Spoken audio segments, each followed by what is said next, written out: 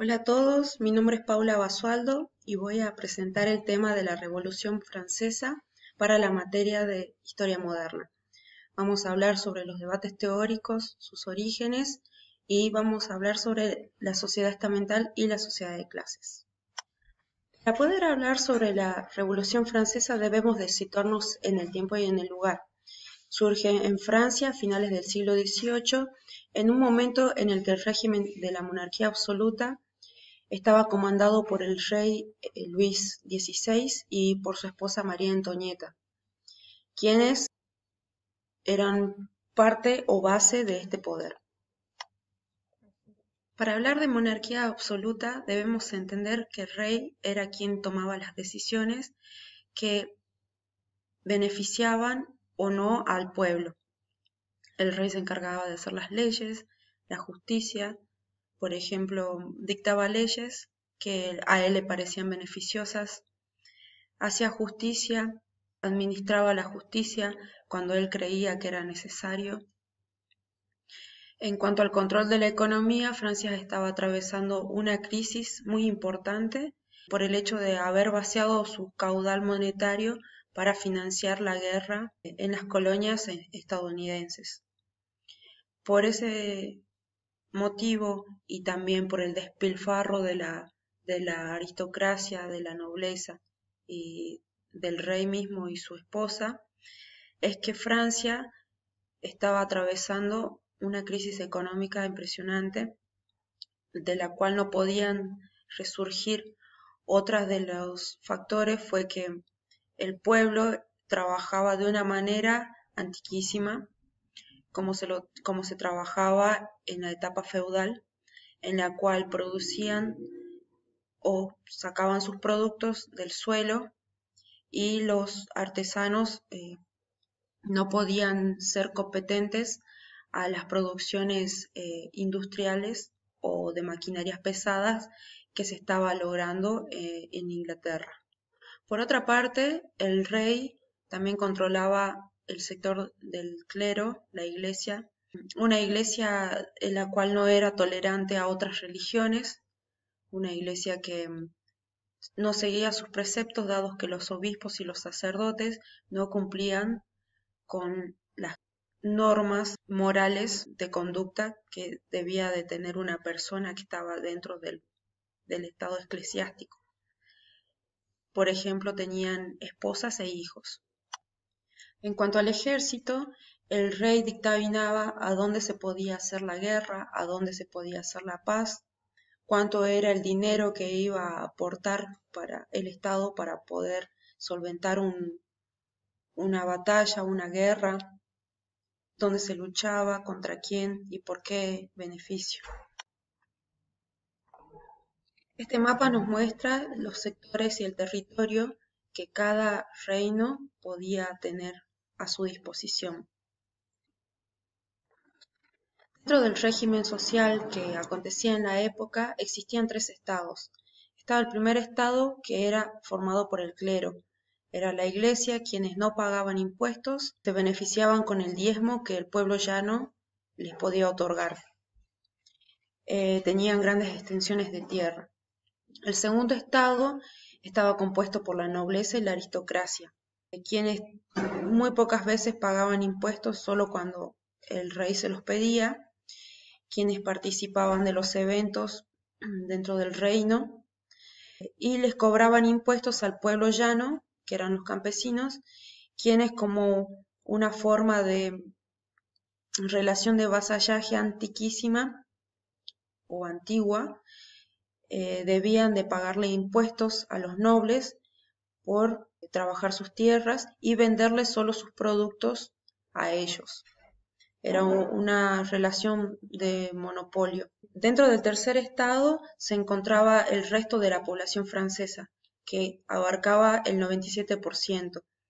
Dentro de este estado se encontraba la burguesía, los banqueros, los profesionales, los artesanos, los campesinos, quienes no podían o no tenían derecho a elegir leyes o a participar de la administración del Estado. Para entender un poco por qué la revolución se fue dando con tal fuerza, debemos de explicar la influencia que tuvo la Ilustración dentro de la sociedad de esa época. La Ilustración tuvo como referentes a varios autores como Voltaire, Rousseau y Montesquieu, quienes pensaban que a través del conocimiento se podría llegar a tener una vida mejor, a crear una sociedad que, que pueda trabajar en conjunto, una sociedad que pueda combatir la ignorancia. A través del conocimiento se podía tener una mejor calidad de vida.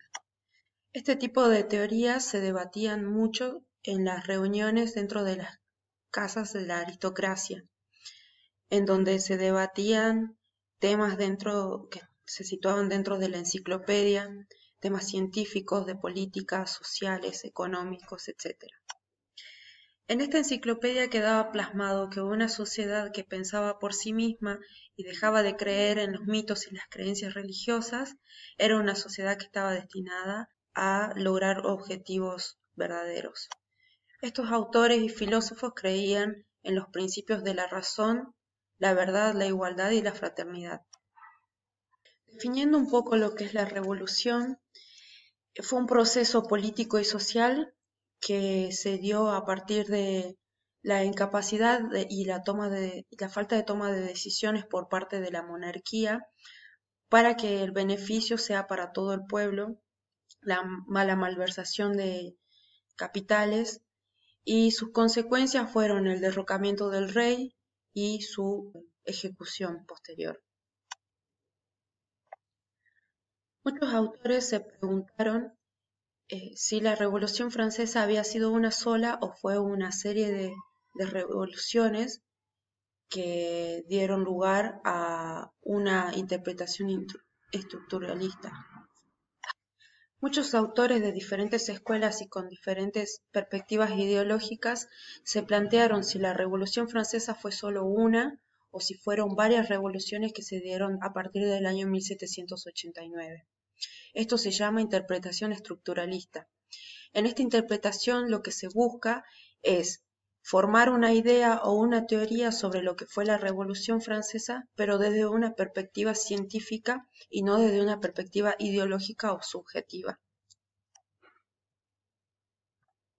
Autores como François Furet y Denis Richet propone que existieron paralelamente tres revoluciones: las revoluciones de los campesinos, las revoluciones dentro de la asamblea y la revolución por parte de la burguesía.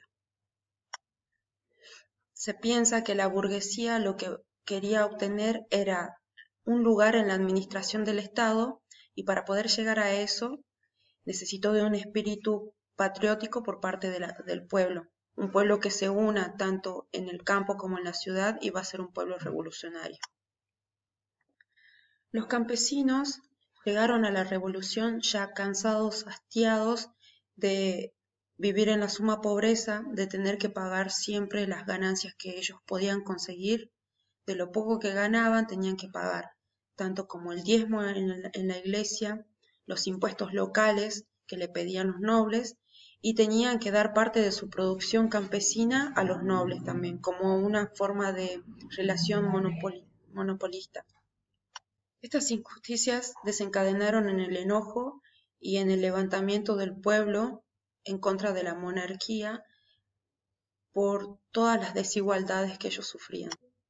Este levantamiento por parte del pueblo se lo determina el despertar del tercer estado, en donde el pueblo resurge y, ya cansado de tantas injusticias, no va solamente a quemar lugares, sino que ahora quiere deshacerse completamente del antiguo régimen autoritario. En esta imagen podemos apreciar cómo los campesinos se levantan contra la monarquía, ya cansados de las injusticias y de las desigualdades sociales que existían en ese entonces. Tomaron la Bastilla por miedo a que el rey eh, realice una represión contra el pueblo, ya que tenía sus cañones apuntando a los barrios más pobres de Francia. Entonces fue como una manera de adelantarse ante los hechos, porque ellos sabían que podían salir perjudicados si luchaban contra la milicia francesa. Esta imagen es la representación más conocida que surge luego de la Revolución o durante la Revolución Francesa.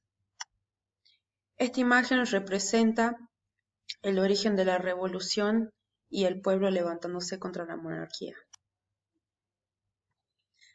Cuando la situación se volvió insostenible y la pobreza llegó al Palacio de Versalles reclamando por sus derechos, el rey proclamó una asamblea nacional en la que tuvo que declarar el Estado en bancarrota y en la cual los estados votaron para promulgar nuevas leyes y constituciones. El primer estado fue el clero y el segundo estado la nobleza, quienes decían que debería de existir una votación por estamento.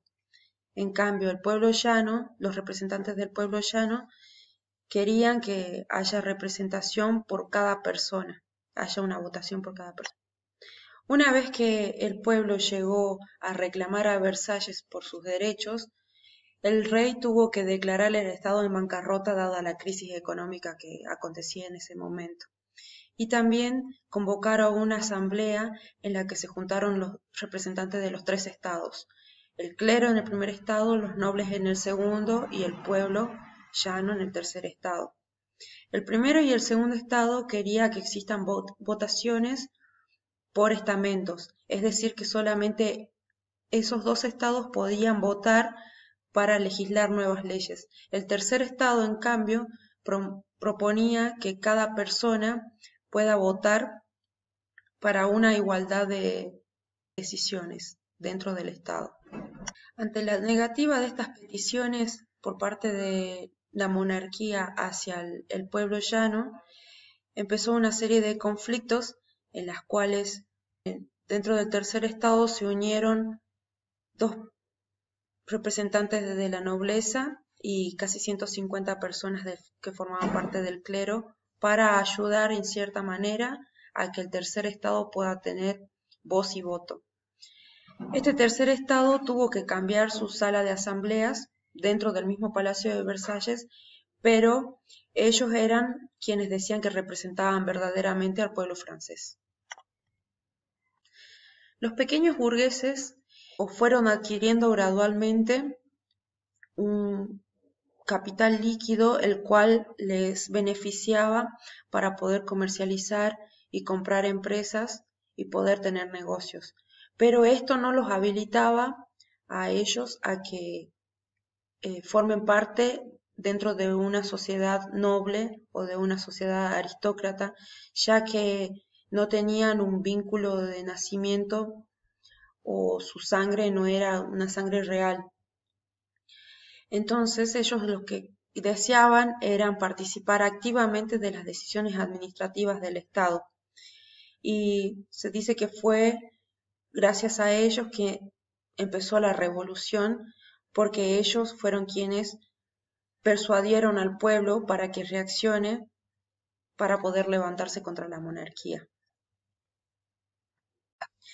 Algunos autores como Albert Soboul, Marx y Engel sostenían el mismo argumento, que la Revolución Francesa era en realidad una revolución burguesa, ya que los medios de producción que ellos tenían eran la base de su poder. Estos ingresos surgieron durante la etapa feudal y fueron creciendo paulatinamente hasta su transformación a finales del siglo XVIII, en la que su fuerza de producción fue impulsada por los fenómenos de la revolución industrial. Esta es una imagen en la que se ve los conflictos que tenían dentro de la Francia del siglo XVIII, la milicia luchando con los campesinos. El segundo tema que abordaremos trata sobre la sociedad estamental y la sociedad de clases. La sociedad estamental se daba dentro del antiguo régimen, el régimen monárquico, una sociedad que estaba basada en que el rey estaba en la cabeza de la pirámide en una situación de privilegio junto con la nobleza y el clero. Y los no privilegiados eran el pueblo llano, que estaba compuesto por la burguesía, los campesinos, los banqueros y los comerciantes. Esta clase de estamentos eran agrupaciones cerradas, Por lo tanto, no podían pasar de un sector de no privilegiados a un sector de privilegiados ni viceversa. La organización social de este antiguo régimen estaba basado en la desigualdad social. Este antiguo régimen no consideraba la meritocracia como un sistema para poder escalar posiciones sociales. Esta clase de sociedad empezó a ser criticada cuando nacía la sociedad burguesa. Una vez que cae el antiguo régimen, surge el régimen de sociedad de clases a finales del siglo XVIII y principios del siglo XIX, en el cual pasó a formar parte de las clases altas la alta burguesía, en la que se encontraban los industriales, los comerciantes, los banqueros y la nobleza tradicional. En la clase media se encontraban los trabajadores cualificados, los profesionales, los funcionarios, los campesinos con tierra, con pedazos de parcela de tierra y los pequeños industriales. En las clases bajas se encontraba el proletariado industrial, los pequeños campesinos y jornaleros marginados. Aquí encontramos en esta imagen una representación de lo que luego iba a ser la clase burguesa. Al instaurarse este sistema de clases, ya no dependía de la condición de nacimiento tener un estatus social, sino más bien de la meritocracia y del lugar que ocupaban los individuos en una sociedad dependiendo de sus funciones sociales, de la producción que tenía y dentro del marco social en donde se encontraba. Este era un marco social mucho mayor que en este caso empezó a ser el sistema capitalista. Para dar por cerrado el tema de la Revolución Francesa, dejo esta imagen en la que dice libertad, igualdad y fraternidad, que es el lema del pueblo francés a partir de la Revolución Francesa, en la cual ellos pudieron ya crear una constitución con derechos igualitarios para todos. Muchas gracias.